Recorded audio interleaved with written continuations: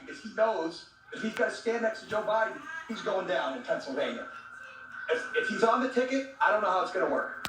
Yeah, look, it was a really disappointing debate performance from Joe Biden. I don't think there's any other way to slice it. His biggest issue that he had to prove to the American people was that he had the energy and the stamina, and he didn't do that. And so I think that is of concern, and I think for a lot of Democrats, that's very disappointing. I will say Donald Trump also had some really rough moments in this debate, and talking to the Biden campaign, they say their dials started really moving away from Trump as he was increasing his personal attacks on Biden. So I think there was a lot about his kind of character and the kind of personal nastiness that he was putting on display, that doesn't help him with the swing voters that he needs. And I also think you saw him continue to get sort of more and more animated across the course of the debate and, give some really problematic answers about January 6th, some really problematic answers about Putin. So, Donald Trump did not get off scot-free tonight by any stretch. But look, there is no two ways about it. That was not a good debate for Joe Biden. Ben? That was painful. I love Joe Biden. I work for Joe Biden. He didn't do well at all. He did not do well at all. And he looked... I'll give you the analysis. You kind of have the old man versus the con man.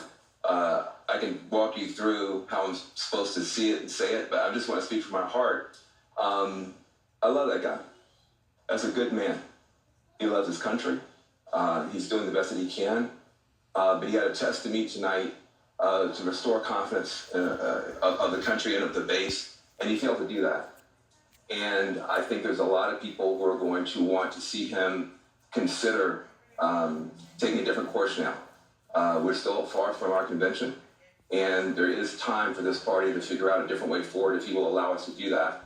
But that was not what we needed from Joe Biden, and it's personally painful for a lot of people. It's not just panic, it's pain for what we saw tonight. And if I may just add to that, I think Joe Biden lost in the first 3 minutes. I think a lot of voters probably tuned out, and millions of people are having conversations with their families, with their friends, of if the president is up to the task and if he should step aside. And I'm someone who believes the former president is a threat to democracy. I think he is a threat to the America as we know it. He wants to fundamentally change our institutions. He has laid out what his plan is. I am not confident that that is the man to take him on. You cannot tell me democracy is on the line and then give that performance tonight. If, based on that, in 18 weeks, Donald Trump will be the president-elect.